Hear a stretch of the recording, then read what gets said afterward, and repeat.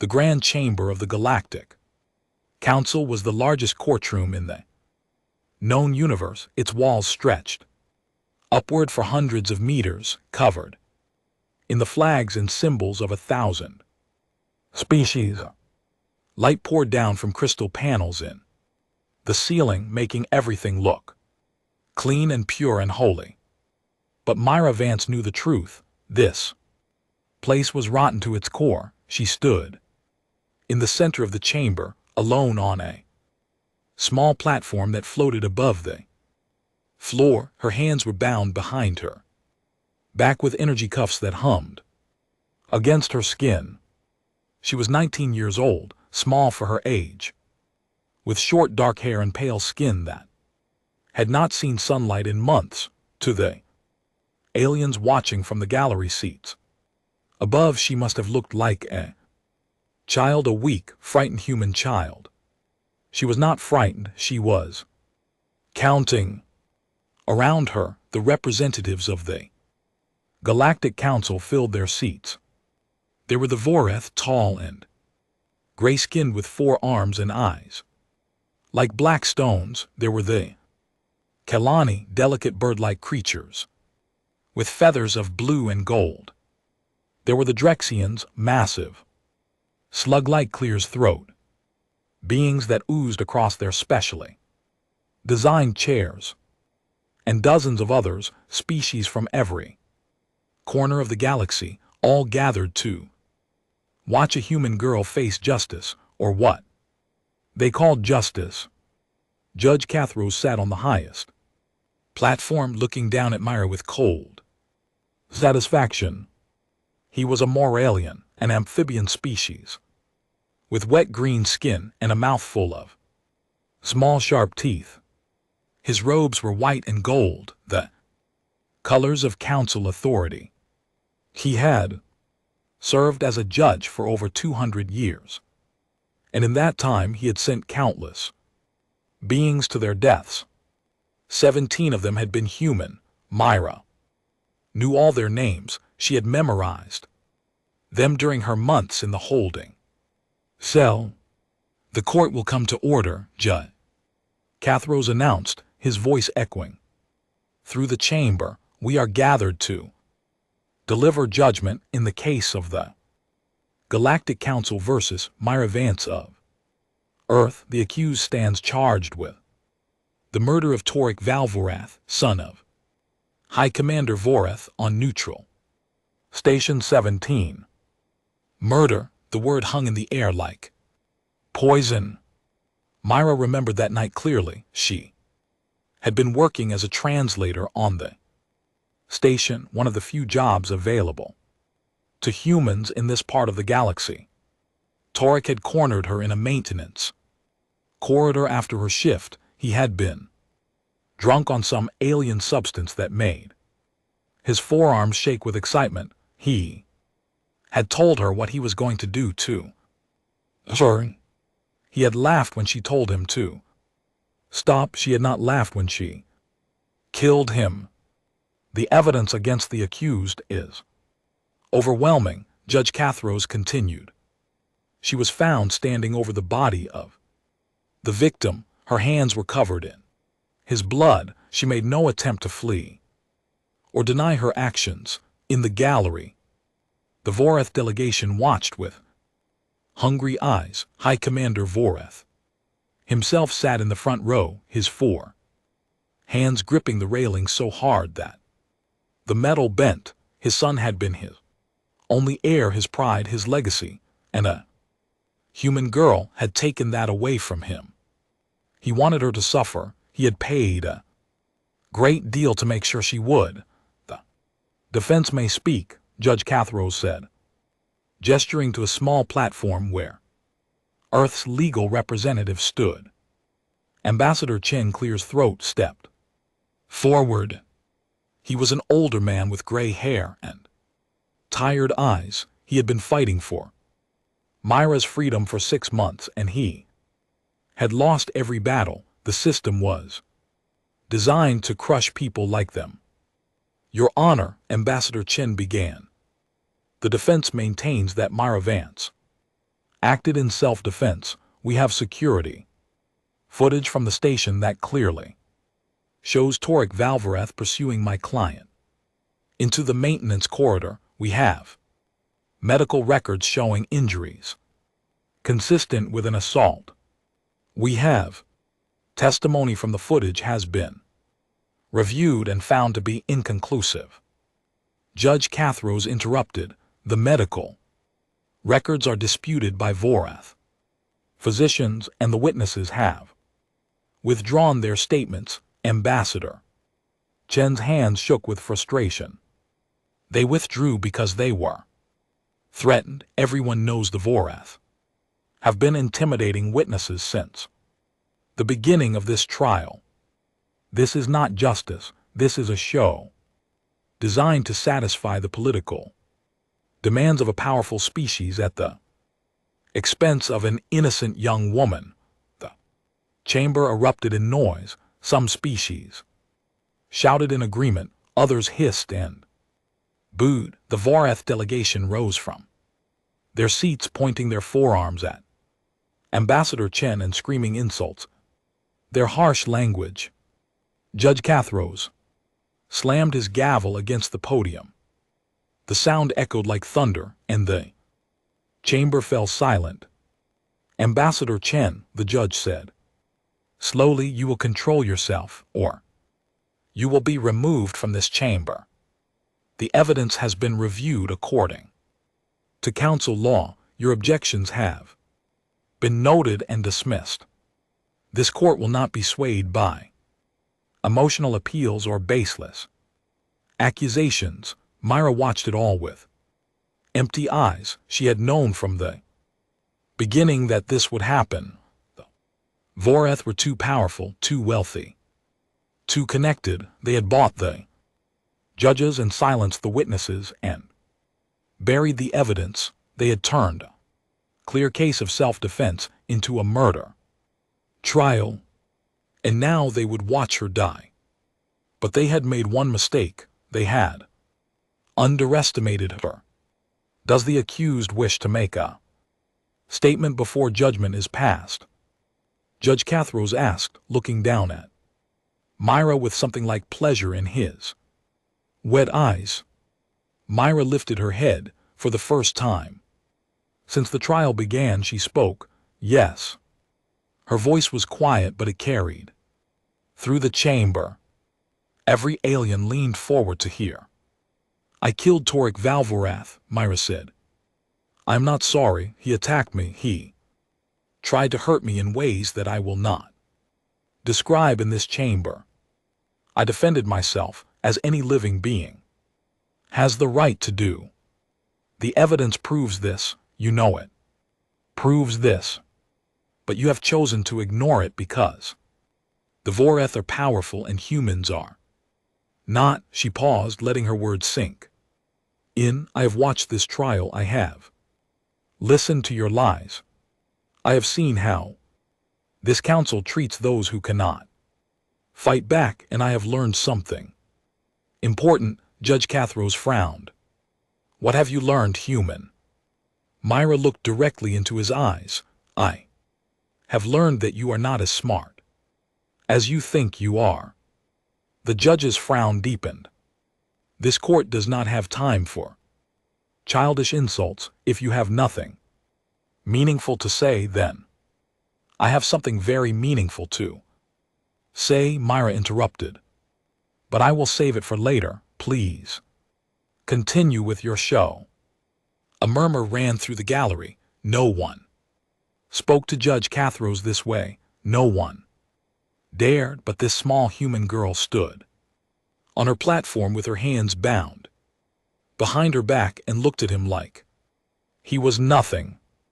Judge Cathros straightened his robes and cleared his throat. Very well. This court has reviewed all evidence and testimony in the case of the Galactic Council versus Myra Vance. We find the accused guilty of murder in the first degree.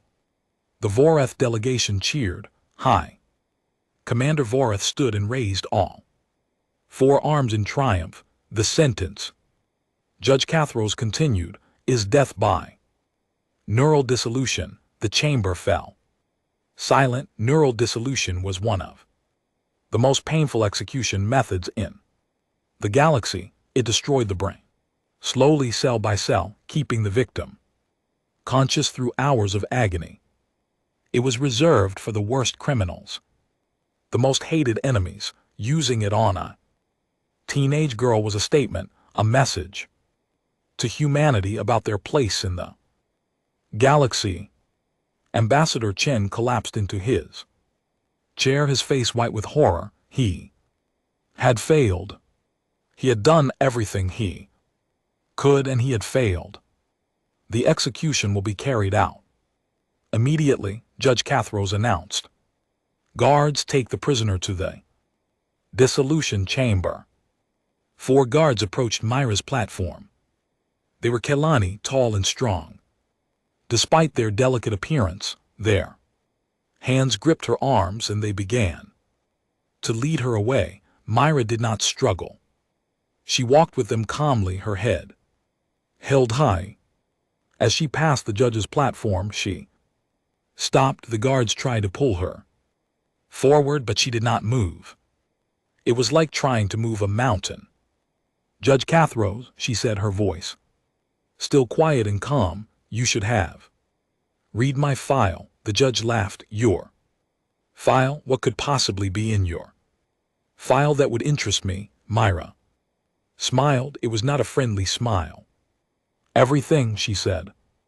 The guards pulled harder, and this time Myra let them lead her away. The chamber doors closed behind her, and the trial was over. In the gallery, Ambassador Chen pulled out his communicator. With shaking hands, he typed a message to Earth using codes that only the highest military commanders would understand. The message was simple.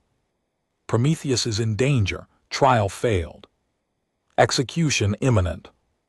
3 seconds later, he received a reply. Understood. Stay clear of the execution chamber. Ambassador Chen read the message twice. Then he erased it from his device and walked out of the grand chamber as quickly as he could. Something was about to happen, something that would change the galaxy forever. In the execution chamber below, Myra Vance waited in the darkness. She could feel the energy cuffs around her wrists, the cold metal floor beneath her feet, the distant hum of the neural dissolution machine warming up. She could hear the guards talking outside the door, laughing about the stupid human girl who thought she could fight back against the Voreth. They had no idea what was coming. Myra closed her eyes and began to count. Again, she counted her heartbeats, slow and steady. She counted the seconds until the door would open. She counted the steps from the door to the machine. She counted everything because counting kept her calm, and she needed to be calm for what came next. The door opened, light poured into the chamber, and Myra Vance began to smile. The execution chamber was cold and gray, built from metal that absorbed all warmth and hope. In the center stood the neural dissolution machine, a nightmare of wires and tubes and glowing crystals. It looked almost beautiful in the dim light, like some kind of alien flower.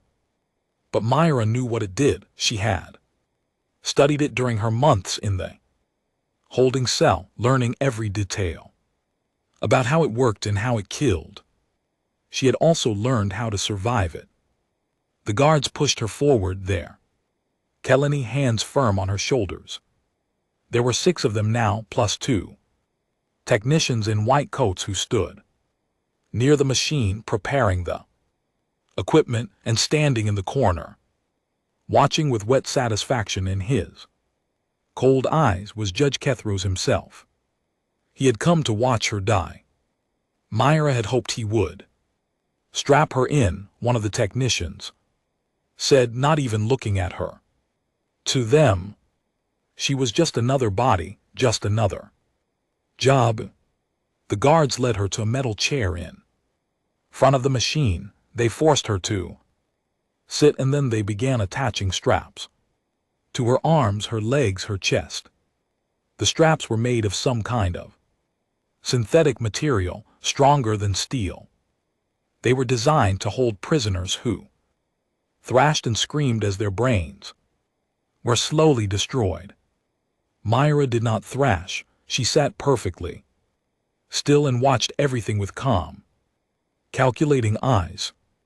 The neural dissolution process will take approximately 4 hours, the lead technician announced, speaking to Judge Kethros as if Myra was not even there.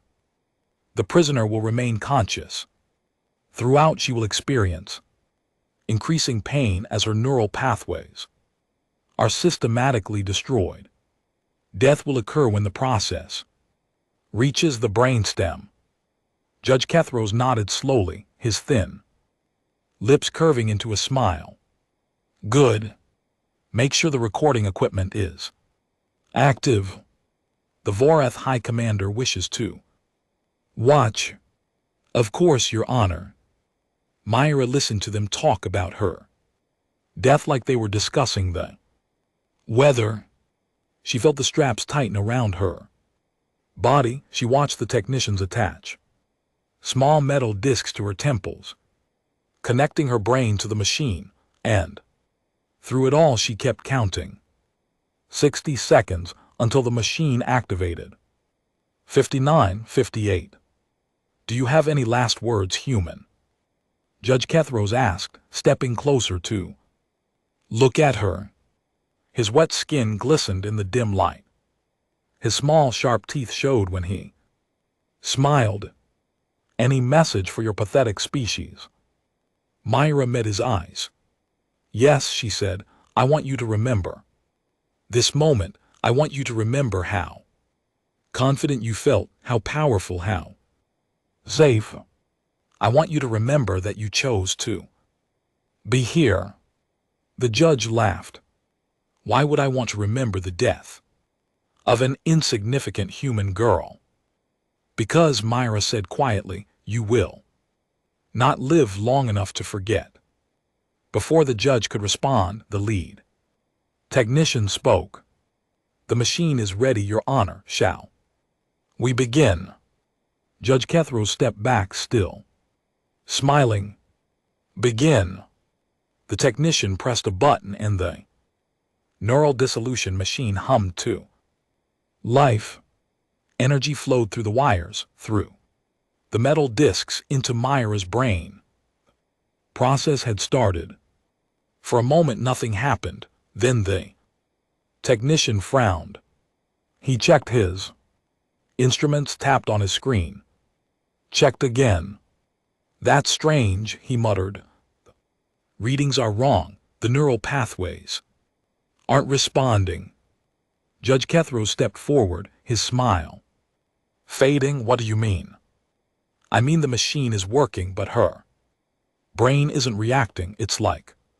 The technician trailed off, staring at his instruments in confusion. It's like her neural pathways are shielded somehow.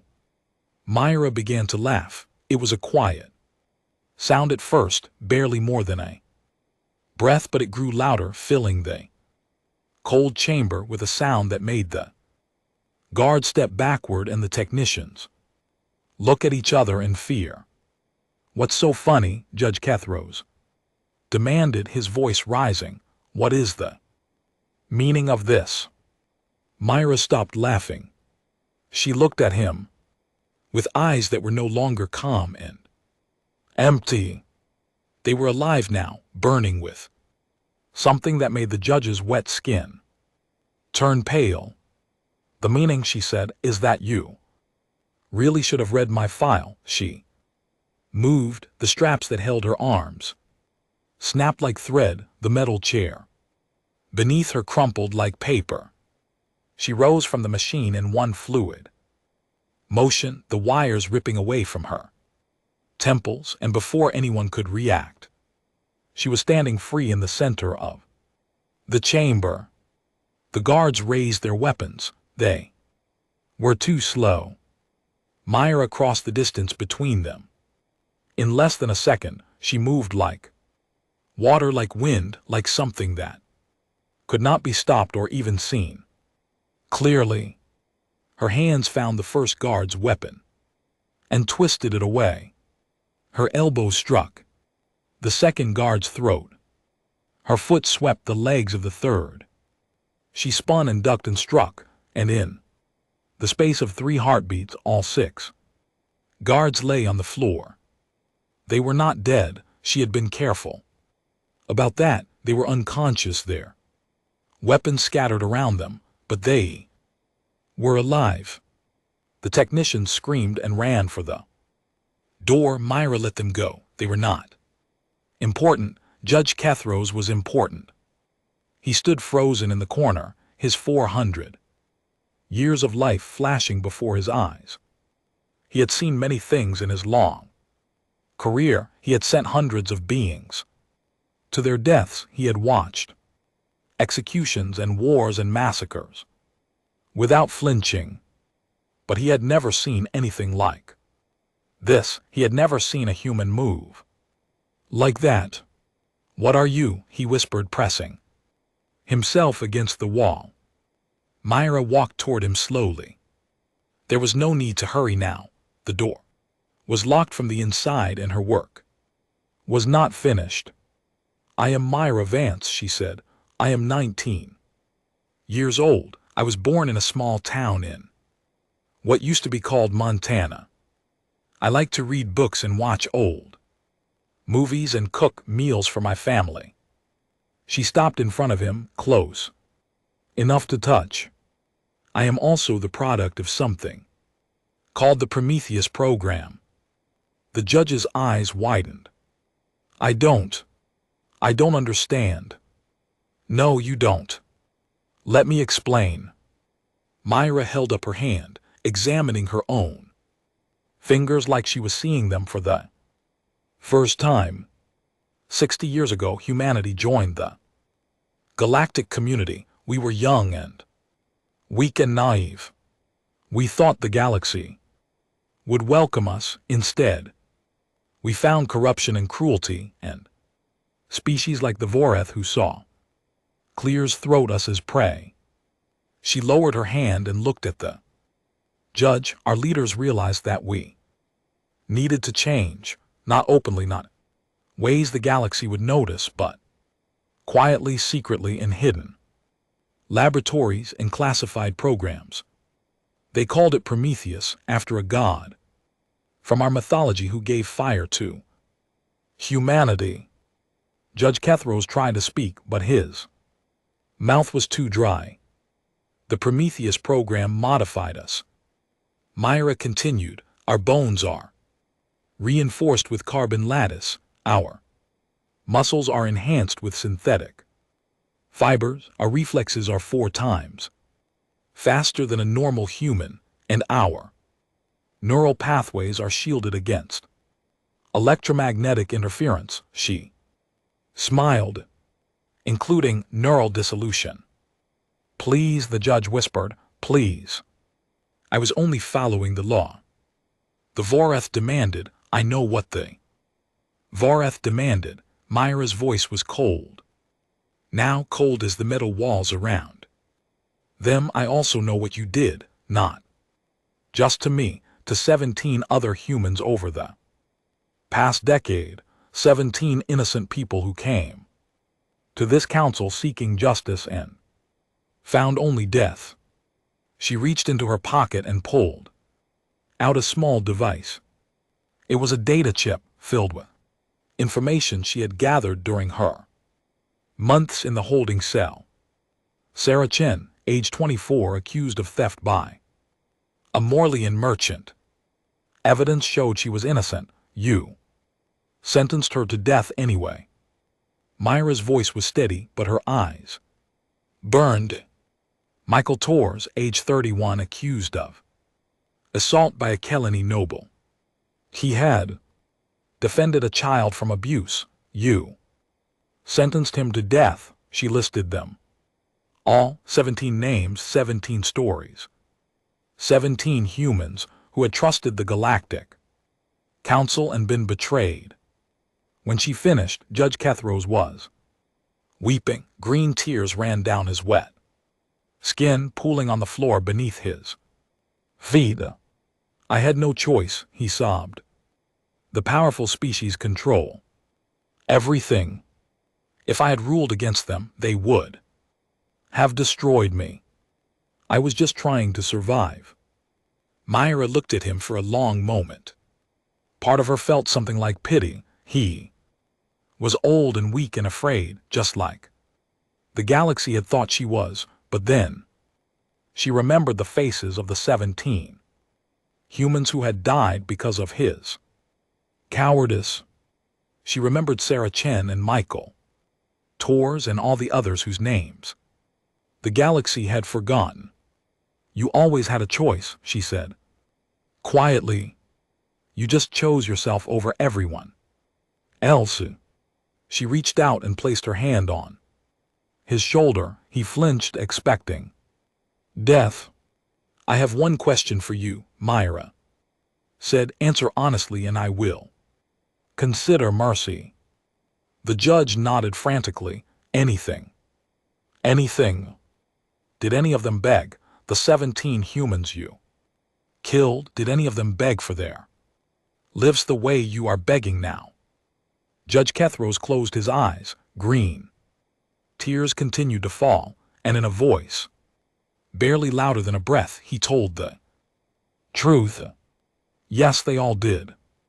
Myra nodded slowly. She had known the answer before she asked, but she had needed to hear him say it. Then you understand, she said, why I cannot show you what you never showed them. What happened next was quick. Myra had been trained to kill efficiently, to minimize suffering even when dealing with enemies. She was not cruel, she was not a monster, but she was a protector. And sometimes protectors had to do terrible things. When it was over, Judge Kethros lay still on the cold metal floor. Myra stepped back and looked around the execution chamber. The guards were still unconscious. The technicians had fled. The neural dissolution machine hummed uselessly in the corner, waiting for a victim it would never claim. She walked to the center of the room and sat down cross-legged on the floor. Then she closed her eyes and waited. She did not try to escape. She did not try to hide. She had done what she came to do, and now she would face whatever came next. Outside the chamber, alarms began to wail. She could hear footsteps running, voices shouting, weapons charging. The entire council complex was going into lockdown. They would breach the door soon, and they would find her sitting peacefully among the fallen guards and the body of their precious judge.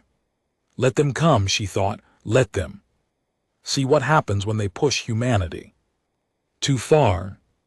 Far above in the grand chamber, Ambassador Chen received a message on his secure communicator. It contained only 3 words. Prometheus has bloomed. He read the message, deleted it, and walked to the window. Outside the capital city of Nexara gleamed in the alien sunlight. Billions of beings going about their lives unaware that everything was about to change. Somewhere in the darkness of space, 300 human warships were already moving toward the planet. The galaxy had made a mistake, and now it would learn the truth about humanity.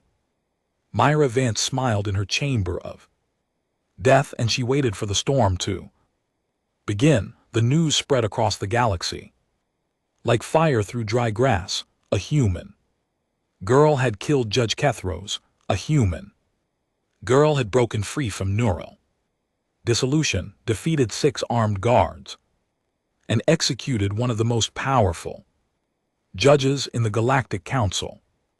The footage from the execution chamber was everywhere, broadcast on every network, shared on every platform, watched by billions of beings on thousands of worlds, and everyone had the same question.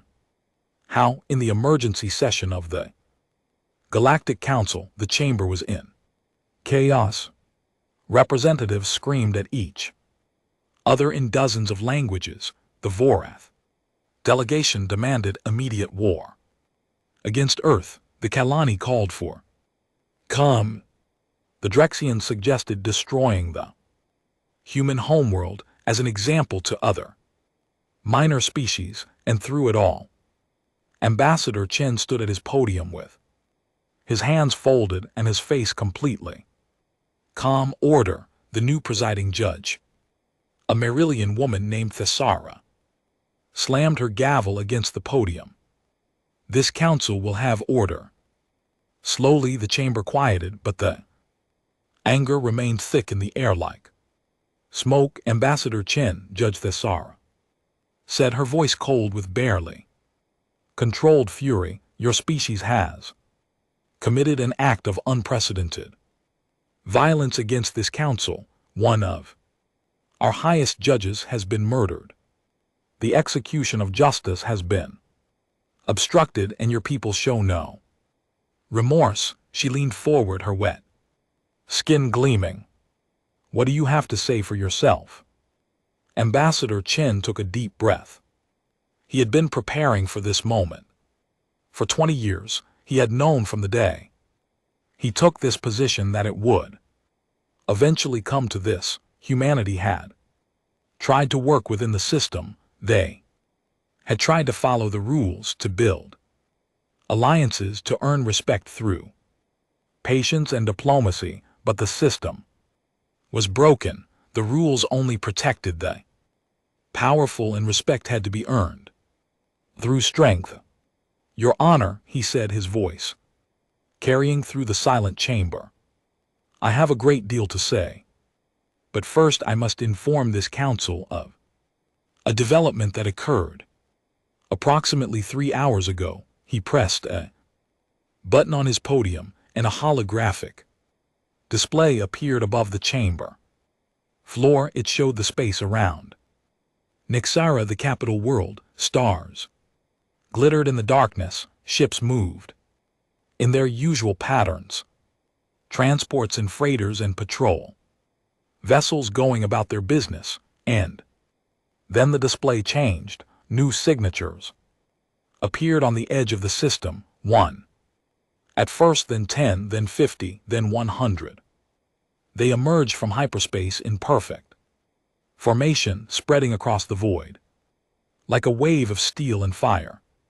By the time the display stopped updating, there were 300 ships arranged in a crescent around the planet. Human ships. The chamber erupted in screams. Representatives fled for the exits. Military officials shouted into their communicators. The Vorath delegation stood frozen, staring at the display with disbelief written across their gray faces. What is this? Judge Thessara demanded, her voice cracking with fear. What have you done? Ambassador Chen raised his hand, and the chamber slowly quieted. Again, everyone wanted to hear what he would say. Everyone needed to understand what was happening. This, Ambassador Chen said, is the truth about humanity.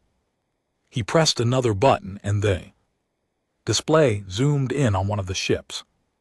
It was massive, larger than any vessel the galaxy had ever seen. Its hull was smooth and black, covered in weapons that pulsed with strange energies. It moved through space with a grace that seemed impossible for something so huge. For 60 years, Ambassador Chen continued, humanity has been a member of the galactic community. We have followed your laws. We have respected your customs. We have submitted to your courts and accepted your judgments, even When those judgments were unjust, his voice hardened, and in return we have watched our people be exploited, abused, and murdered. He looked around the chamber, meeting the eyes of every representative who dared to look back. 17 humans have been executed by this council over the past decade. And GT snorts.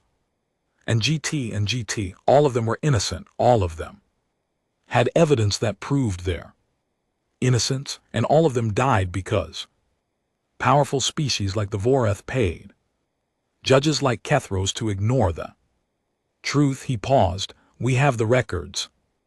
We have the financial transactions. We have the communications between Kethros and his paymasters, every piece of corruption documented and verified.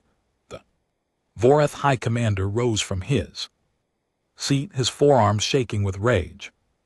This is lies, propaganda you cannot prove. Yes, we can. Ambassador Chen pressed another button, and thousands of documents appeared on the display. Bank records, private messages, secret agreements.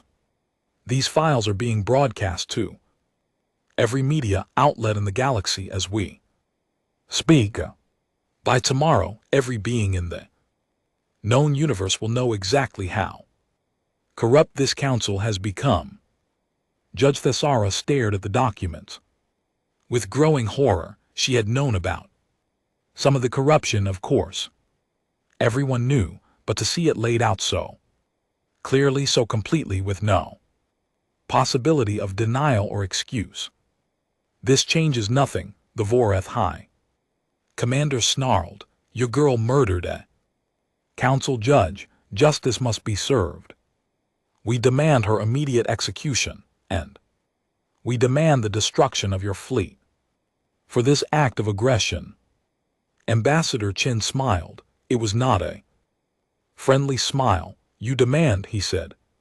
Softly, you demand. He pressed a final button on his podium. The holographic display changed again, this time showing a tactical analysis of the situation, the human fleet versus the combined forces of the Galactic Council, the numbers, the weapons, the projected outcomes. High Commander, Ambassador Chen said, our fleet could destroy every ship in this system in approximately 6 minutes. Our weapons use technologies that your scientists have not even theorized yet. Our shields can withstand anything you throw at them, and our soldiers. He glanced at the footage from the execution chamber, still playing on a side screen. Well, you have seen what our soldiers can do. The High Commander's face twisted with rage, but he said nothing. The numbers on the display were clear. The Galactic Council's military forces were no match for the human fleet, not even close. But we do not want war, Ambassador Chen continued, his voice softening.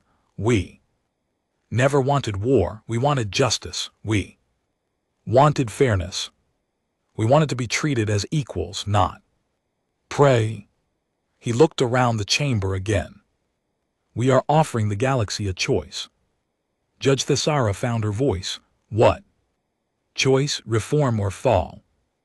Ambassador Chen stepped out from behind his podium and walked to the center of the chamber floor. This council has been corrupt for centuries. Minor species have suffered under the tyranny of the powerful. Justice has been sold to the highest bidder, but it does not have to stay this way. He turned, slowly, addressing every representative in the chamber. Humanity is not your enemy. We could have destroyed you years ago if we wanted to.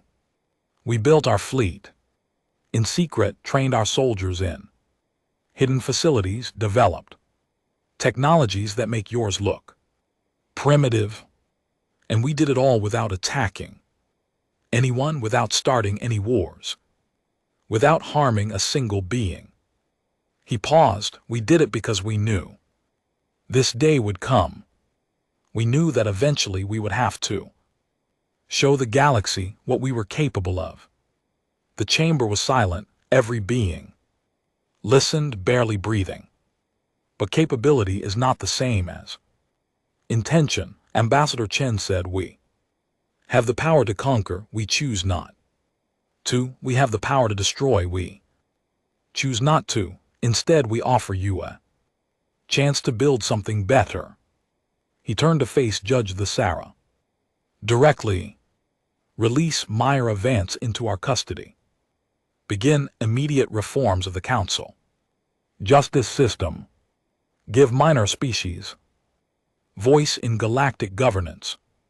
End the corruption that has poisoned this institution for centuries. His voice rose, filling the chamber. Do this, and humanity will stand with you. We will protect the weak. We will defend the innocent. We will help you build a galaxy where justice means something. He paused, letting his words sink in. Refuse, and we will leave. We will take our fleet and our technology and our soldiers, and we will return to our own corner of the galaxy. We will protect our people and our allies, and we will let this council rot from within. He smiled grimly. But I suspect that once the minor species see what we have shown them today, they will have their own ideas about reform. The chamber remained silent for a long moment. Then slowly something began to happen. Representatives from the minor species started to stand. The Talari, a small, insectoid race that had been oppressed for generations. The Minori, amphibious beings who had lost countless members to corrupt courts. The Zelani, the Dreth, the Corvin, and dozens of others.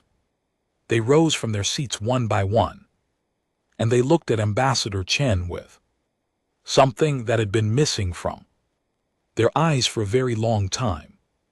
Hoping. We stand with humanity, the Talari representative said, her voice trembling, but clear. We have suffered long enough. As do we, the Minori added. The time for change has come. The Voreth High Commander looked around the chamber with growing desperation. His allies were abandoning him. The power structure he had relied on for centuries was crumbling before his eyes. This is treason, he shouted. This is rebellion. I will not. You will do nothing. Ambassador Chen's voice cut through the chamber like a blade. Your fleet is surrounded. Your corruption is exposed. Your power is an illusion that humanity has chosen to shatter.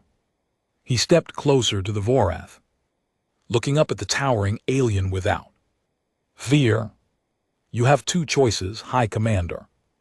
Accept the new reality and work toward reform, or refuse and watch everything you built fall apart. The High Commander stared at him for a long moment, his four hands clenched into fists, his black eyes burned with hatred, but in the end he said nothing. He sat down in his seat and looked away. Ambassador Chen nodded slowly. Wise choice. He turned back to Judd. The Sarah. Your Honor, I believe we have much to discuss, but first I would like to collect our citizen from your detention facility. He smiled. I'm sure Myra's getting tired of waiting. In the execution chamber far below, Myra Vance sat cross-legged on the cold metal floor, surrounded by unconscious guards and the body of Judge Kethros. She had heard nothing from the outside world. She had no idea what was happening in the council chamber above. But she was not worried. She had done her part. She had shown the galaxy what a single human could do when pushed too far. Now it was up to her people to finish what she had started. She closed her eyes and thought about Montana, about the small town where she grew up, about the family she had left behind when she joined the Prometheus program. She thought about the 17 humans who had died in this chamber, whose names she had memorized, whose deaths she had avenged, and she smiled because she knew that their sacrifice had not been in vain. The galaxy was about to change, and Myra Vance had lit the spark. The Voreth fleet arrived 3 hours after the council session ended. 47 warships dropped out of hyperspace on the far side of the system, their weapons already charging. High Commander Voreth had called for reinforcements the moment he realized what was happening, and his people had answered. It was a foolish decision. Everyone knew it was foolish. But the Voreth were proud, and their pride would not let them accept defeat without a fight. Admiral Sarah Kunquo stood on the bridge of the human flagship, the UES Prometheus. She was a small woman with dark skin and gray hair cut short in the military style. She had served in Earth's secret fleet for 30 years, waiting for this day, training for this moment. Now it had finally come. Admiral, her tactical officer, reported, the Voreth fleet is moving into attack formation.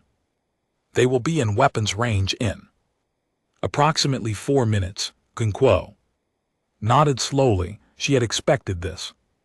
The Voreth were not known for their wisdom. Open a channel to their flagship, she ordered. Let's give them one more chance. A moment later, the face of the Voreth fleet commander appeared on the main screen. He was younger than the High Commander, probably his nephew or cousin, with the same gray skin and black eyes. His forearms were crossed over his chest in a gesture of defiance. Human vessel, he said, his voice dripping with contempt. You are ordered to stand down immediately. Your presence in this system is an act of war.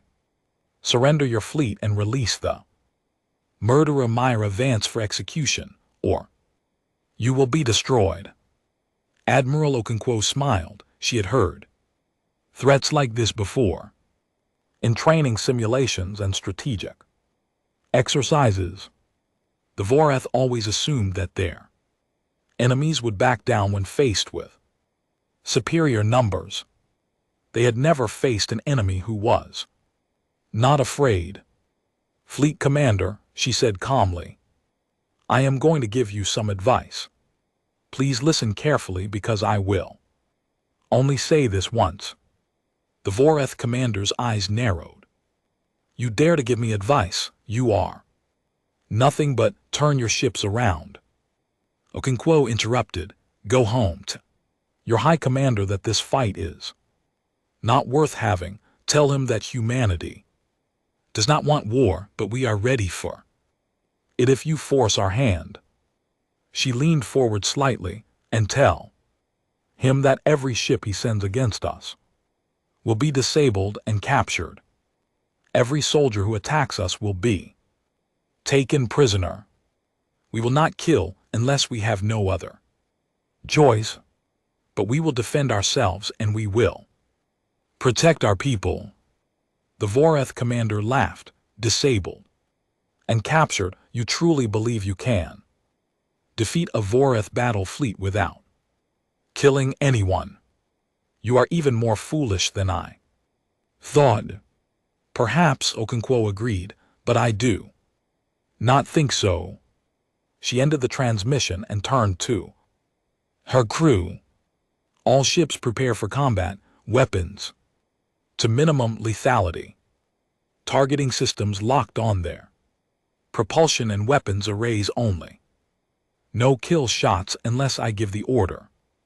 Her officers acknowledged the commands and began their work. Around them, the 300 ships of the human fleet moved into position forming a defensive sphere. Around the planet Nixara, on the bridge of the Voreth flagship, the fleet commander gave his own orders.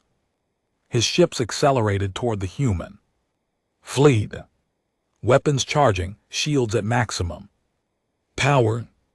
He was confident in his victory. The Voreth had been warriors for thousands of years. They had conquered dozens of species. What could these humans possibly do against them? He was about to find out. The battle began at 14:47 Galactic Standard Time. It ended at 14:51. 4 minutes. The Voreth ships fired first, launching a barrage of plasma torpedoes and particle beams at the human fleet. The weapons crossed the void at near light speed, enough firepower to destroy a small moon. The human ships did not even try to dodge, they simply waited. The weapons struck their shields and disappeared. No explosions, no damage, no effect at all.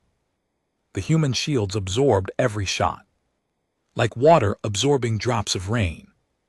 The Voreth commander stared at his tactical display in disbelief. "That's impossible," he whispered. "No shield technology can." He never finished the sentence. Human fleet moved. That was the only way to describe it. One moment they were in a defensive formation, and the next moment they were everywhere. They flowed around the Voreth ships like a river flowing around rocks, faster than sensors could track, faster than weapons could target, and then they fired. The human weapons were nothing like anything the galaxy had seen. They were precise, surgical, almost delicate. They struck the Voreth ships exactly where they needed to strike, destroying engines and weapon systems while leaving the rest of the vessel intact. They penetrated shields as if they did not exist. They cut through armor like light through glass. In 4 minutes, every Voreth warship was drifting dead in space, engines dark, weapons silent, life support still functioning. 47 ships and over 200,000 soldiers defeated without a single death. Admiral Okonkwo watched the tactical display update showing the disabled Voreth fleet floating helplessly in the void. She felt no satisfaction, no pride, only a deep sadness for what could have been avoided. All ships stand down from combat. Status, she ordered. Launch rescue shuttles to assist any Voreth vessels with damaged life support and open eye channel to their fleet commander. A moment later, the Voreth commander appeared on screen again. His face was pale gray now, his black eyes wide with shock and fear. Behind him, his bridge was dark lit only by emergency lights.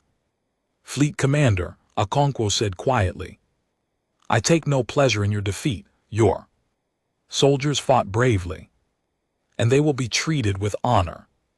But she paused. "I am sending rescue shuttles to assist. Your ships, any crew that surrenders, will be fed, housed, and returned to Voreth space once the current crisis is resolved."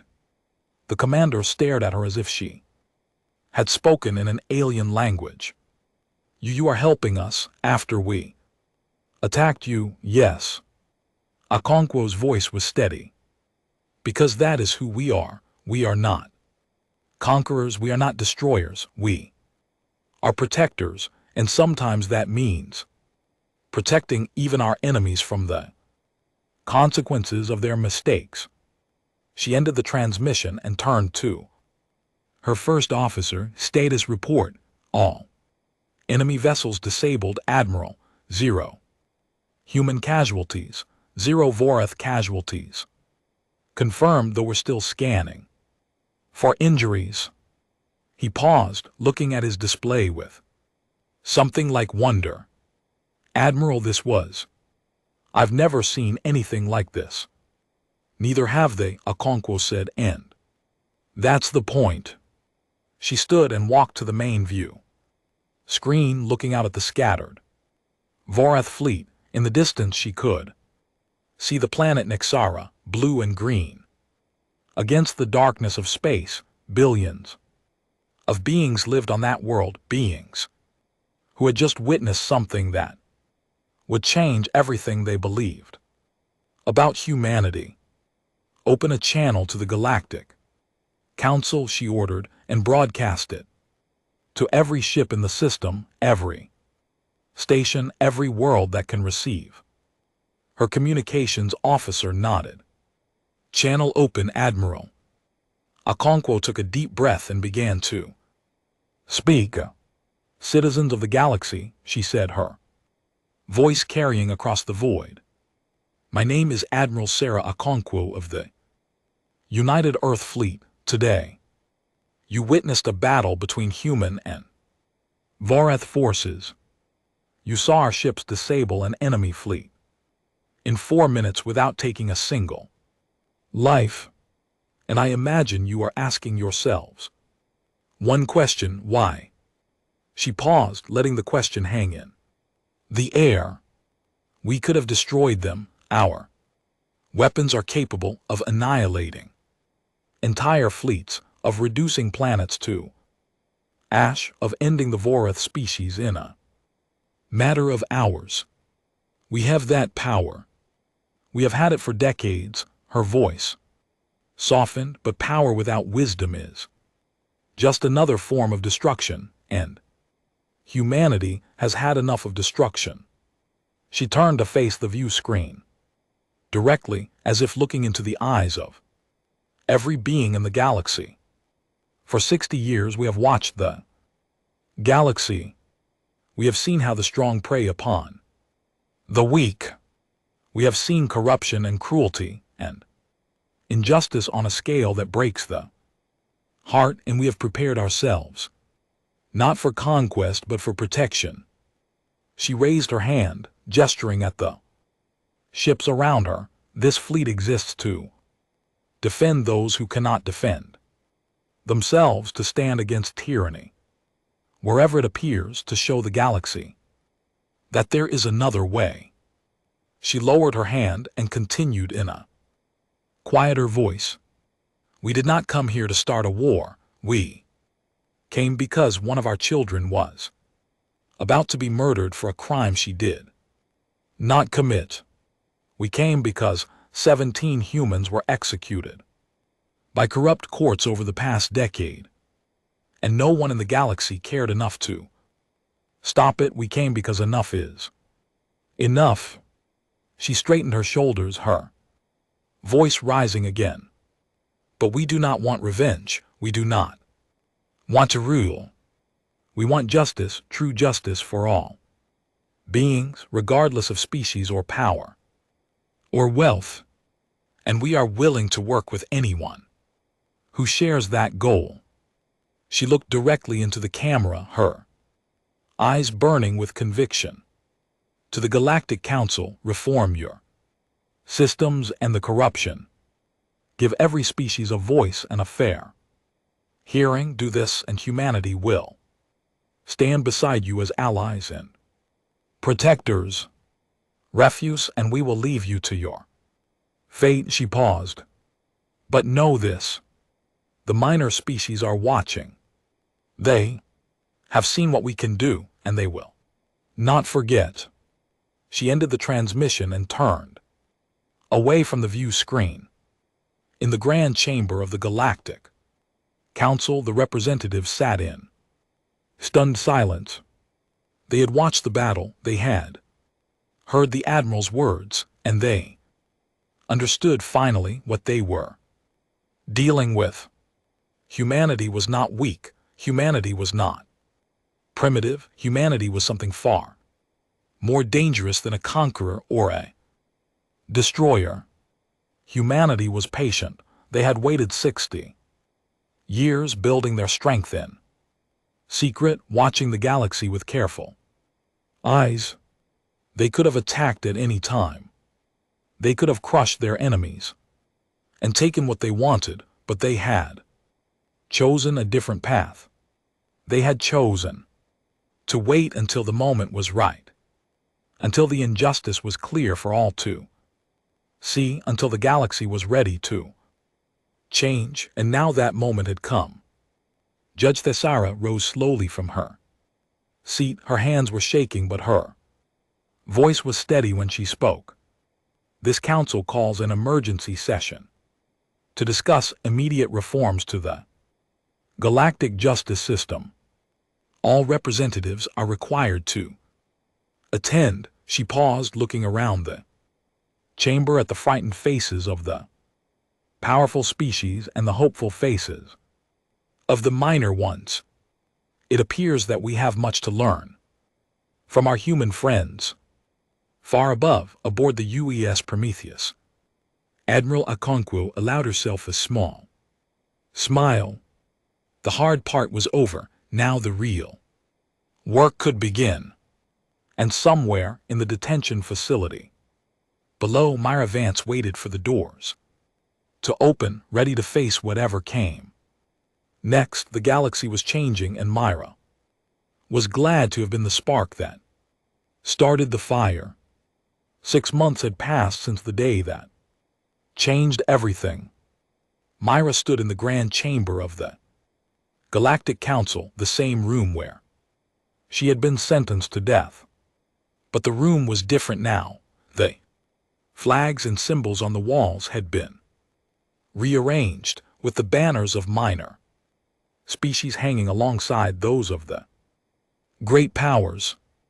New seats had been added to the gallery, filled with representatives who had never been allowed to speak before.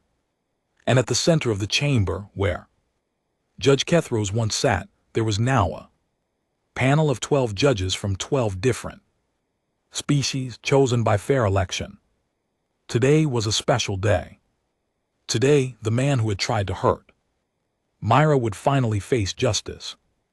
Torek Valvoreth stood on a floating platform in the center of the chamber, his 4 arms bound behind his back.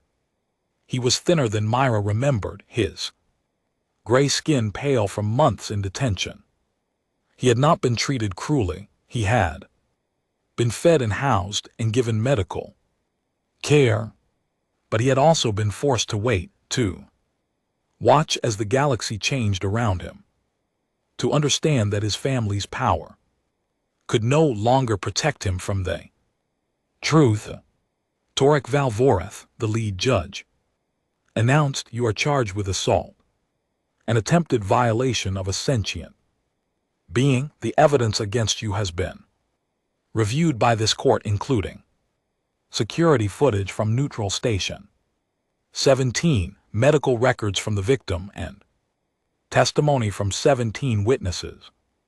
The judge paused, looking down at the accused with cold eyes. "How do you plead?" Torek's voice was quiet, broken. "Guilty." A murmur ran through the chamber. Everyone had expected a denial, a defense, and excuse. But there was no defense against the evidence and no excuse that would save him now. "This court accepts your plea," the judge said. "The sentence is 30 years of rehabilitation on the prison world of Kethros Prime." A small smile crossed the judge's face. "Yes, the planet has been renamed in honor of the judge you once paid to kill innocent humans. It seemed appropriate." Torek was led away without another word. He did not look at Myra as he passed. He did not beg for mercy or forgiveness. He simply walked with his head down, a broken man facing the consequences of his actions. Myra watched him go and felt nothing. No satisfaction, no anger, no joy. Just a quiet emptiness where the hatred used to be. The trial was over, but the day was not finished. After a short break, the chamber filled again for a different kind of ceremony. This time the gallery was packed with beings from across the galaxy, all watching as Ambassador Chen walked to the center of the chamber floor. Representatives of the Galactic Council, he said, his voice carrying through the room. I am honored to announce that Earth has accepted your invitation to join the High Council as a full member. Applause erupted from the gallery. Minor species representatives cheered and waved their appendages. Even some of the older powers joined in, recognizing that the galaxy had entered a new era. Chen raised his hand for silence. Humanity accepts this honor with humility and responsibility. We do not seek to rule, we do not seek to dominate, we seek only to serve the cause of justice and to protect those who cannot protect themselves. He turned to look at Myra, who stood at the edge of the chamber with a small group of human soldiers. And to that end, Chen continued, I am announcing the creation of a new division within Earth military forces. It will be called the Sentinel Corps, and its mission will be to monitor galactic affairs and respond to threats against innocent beings anywhere in the known universe. He smiled. The commander of this new division is someone you all know, someone who showed the galaxy what one human can do when pushed too far. He gestured toward Myra. Commander Myra Vance, please step forward. Myra walked to the center of the chamber, feeling the eyes of thousands of beings upon her. She was not wearing the prisoner's clothes anymore. She was wearing the uniform of Earth's military, black and silver with the emblem of the Prometheus program on her shoulder. A new rank badge gleamed on her collar. Commander Vance, Chen said formally, do you accept this responsibility?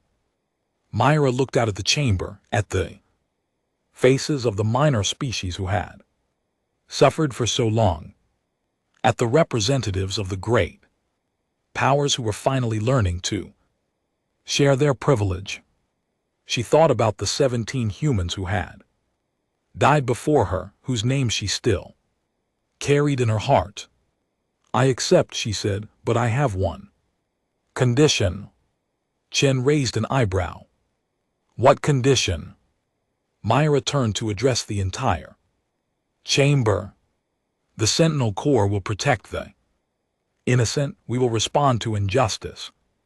Wherever we find it, we will use our power to defend those who cannot defend themselves. Her voice hardened. But we will not become the thing we fight against. We will use our strength to dominate or control. We will save people, not conquer them. And we will never, ever abandon our humanity in the pursuit of victory. She looked at Chen with steady eyes. If Earth leaders ever order me to become a monster, I will refuse. That is my condition. Chen smiled, and there was pride in his eyes. That condition is accepted, Commander. It is exactly what we hoped you would say. The ceremony continued with speeches and declarations and the signing of formal documents, but Myra barely heard any of it. Her mind was already moving forward, thinking about the work that waited for her. After the ceremony ended, Myra walked alone through the streets of the capital city. The alien buildings towered above her, strange and beautiful in the golden afternoon light. Beings of 100 different species passed by, some nodding to her in respect, others hurrying away in fear. She was famous now, the human girl who had killed the judge and changed the galaxy. Some saw her as a hero, others saw her as a threat. She was not sure what she saw herself as. She stopped at a small plaza near the edge of the city where a new monument had been built. It was a simple structure, a black stone pillar with names carved into its surface, 17 names, 17 humans who had been murdered by a corrupt system that no longer existed. Sarah Chen, Michael Tors, David HFY. The list went on, name after name, each one a life cut short by injustice. Myra stood before the monument and spoke their names aloud, one by one. It was something she did every day, a ritual of remembrance that helped her stay connected to why she fought. I kept my promise, she said quietly when she finished. I made them listen, I made them change. And I will spend the rest of my life making sure that no one else has to die the way you did. She touched the stone gently, feeling the cold surface beneath her fingertips. Then she turned and walked away. That evening, Myra boarded a transport shuttle bound for the UES Prometheus, which was now the flagship of the Sentinel Corps. Admiral Okonkwo was waiting for her in the hangar bay, along with the officers who would serve under her command. Commander Vance, Okonkwo said, saluting crisply, welcome aboard. We have a situation that requires your attention. Myra returned the salute. What situation, Admiral? Okonkwo handed her a data pad. A human freighter captain has been arrested on charges of smuggling in the Kalani system. The evidence is questionable and the trial is scheduled for tomorrow. Sound familiar? Myra looked at the data pad, reading the details quickly. A young woman named Anna Park, accused of crimes she probably did not commit, facing a court system that might not give her a fair hearing. The Kalani were allies now, but old habits died hard. Corruption still lurked in the corners of the galaxy. How long until we reach the Kalani system? Myra asked. 12 hours at maximum speed. Myra nodded slowly. Then we leave immediately and send a message ahead. Let them know that the Sentinel Corps is coming and that we expect Captain Park to receive a fair trial with proper evidence and impartial judges. Okonkwo smiled. And if they don't cooperate? Myra looked out the window of the hangar bay at the stars glittering in the endless darkness of space. She thought about what she had been through, what she had done, what she had become. She was not the same frightened girl who had stood trial 6 months ago. She was something more now, something stronger, but she was still human. If they don't cooperate, she said quietly, then we remind them what happens when you push humanity too far. But we do it without becoming monsters. We save people, we don't destroy them. She turned back to Okonkwo. Those are the rules, Admiral. As long as I command this division, those will always be the rules. Okonkwo nodded with respect in her eyes. Understood, Commander. I would not have it any other way. The shuttle launched a few minutes later, carrying Myra toward the bridge of her new ship. As the transport flew through the hangar doors and into open space, she looked back at the planet next Sarah one last time. Somewhere down there, the Galactic Council was meeting in their grand chamber, making decisions that would shape the future of 1,000 worlds. Somewhere down there, beings who had once been oppressed were finally having their voices heard, and somewhere in a prison cell on a renamed planet, a judge's murderer was beginning her 30-year sentence. No, Myra corrected herself, not a murderer, a survivor, a protector. Spark that lit a fire that changed everything. She turned away from the window and walked toward the bridge of the UES. Prometheus. There was work to do, there were people to save, and the galaxy was finally ready to meet the humanity it had always feared. The stars stretched out before her, endless and full of possibility. And Myra Vance, commander of the Sentinel Corps, smiled as she went to meet them. The galaxy had learned a simple truth. Humanity would not be bullied, would not be broken, and would never abandon their own. And as long as there were people like Myra willing to stand in the darkness, the light of justice would never go out. This was not the end of the story. It was only the beginning.